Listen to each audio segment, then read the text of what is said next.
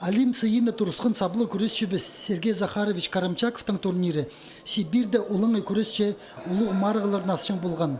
Че амды ол Олимп ойындарына темненістің чардығына айлан парды. Пістің алыны пісті пай регионар Кемеров облысының Саха Республика пос марғыларыны ертірісханар. Оларның пірсі чоныр арызындағы турнир шахтерларының саблынызы гүл позының кебізінде чебіркепис қазына чеп алған. Первый старт болған олардың.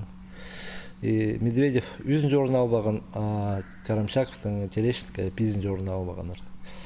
Амбюр неместі полуходной дешт барды Якутсты, анзы серии уже гран-при, тоже международный турнир.